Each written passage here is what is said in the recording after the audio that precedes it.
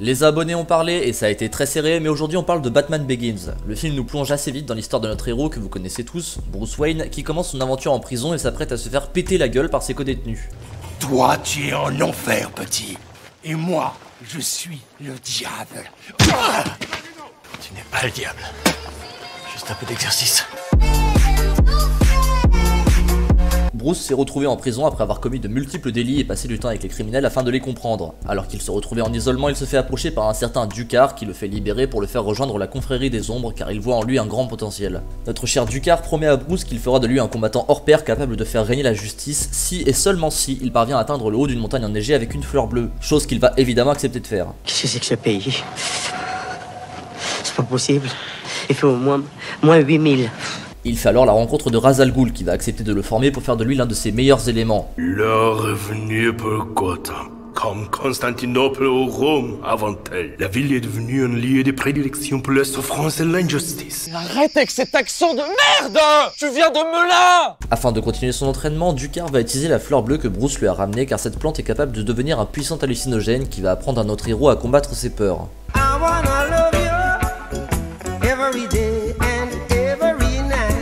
Oula, c'est fort ce qu'on a pris là. Ah donc tu vois tout le temps comme ça toi en fait. Ayant réussi l'épreuve, il doit montrer qu'il sera toujours prêt à faire ce qu'il faut au nom de la justice et a donc pour mission d'exécuter un homme, un meurtrier, quelque chose que Bruce est incapable de faire. Batman ne tue pas. Il décide alors d'épargner cet homme en tuant 50 autres et en mettant le feu au temple. Bon par contre il va quand même sauver son formateur car il s'est attaché à lui et va enfin revenir à Gotham City pour faire la justice. Notre héros sait qu'il ne peut agir en tant que Bruce Wayne pour la ville car un homme peut être corrompu, ignoré ou même tué. Pour lutter efficacement contre le crime, il doit devenir plus que ça, un symbole. Et pour inspirer la crainte chez ses ennemis, il doit devenir la chose qui lui fait le plus peur.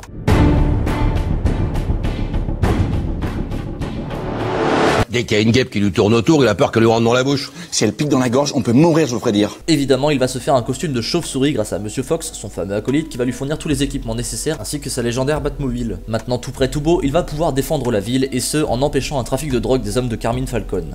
Alors du coup, ce que je vais procéder, je vais faire moi-même l'infiltration, afin de me faire passer pour l'un des leurs. D'un dealer. Dealer, c'est bon, t'as compris, on y va. Évidemment, il va réussir à tabasser sans problème tous les dealers et s'en prendre à leur chef, Carmine Falcone, en lançant sa meilleure phrase que vous connaissez tous, « Je suis Batman ». Merde, t'es quoi, toi? Je suis Batman. Attendez, mais il y a un problème là, pourquoi il parle avec une voix comme ça? On dirait ce gars-là? Oui, je suis raciste. T'es raciste? Oui. Hein? T'es raciste? Oui. Avec la voix de Christian Bale dans Batman, on y va. Il y a un personnage dont je ne vous ai pas encore parlé, c'est le Dr. Crane. Quelqu'un qui est très connu chez les fans de Batman, mais qui n'est vraiment, mais alors vraiment pas respecté dans la trilogie de Christopher Nolan.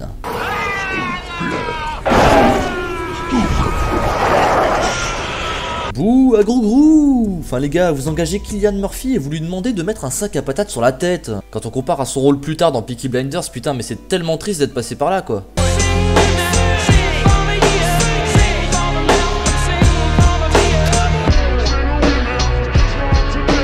Nul à chier, N-U-L-A-C-H-I-E-R.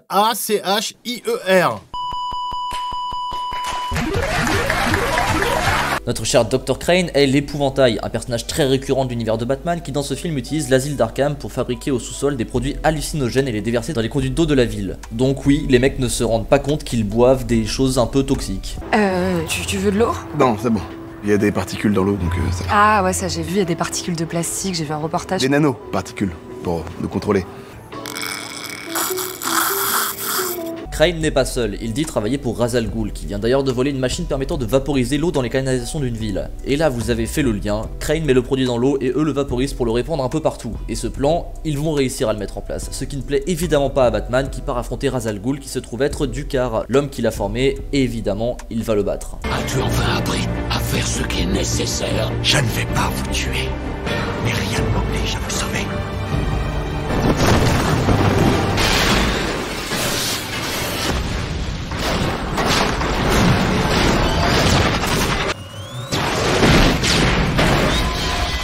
Oh, c'est mort. On peut rien faire, c'est mort. Et cerise sur le gâteau, non seulement il a sauvé la ville, mais en plus il embrasse son amour d'enfance, la femme de sa vie. Bon par contre c'est juste un bisou et ensuite elle dit gneu, t'es un justicier, t'es plus l'homme que t'étais, donc désolé mais c'est juste un bisou, on fait chacun notre vie de notre côté. Connasse. Ton vrai visage est celui que les criminels craignent aujourd'hui. L'homme que j'aimais. L'homme qui a disparu.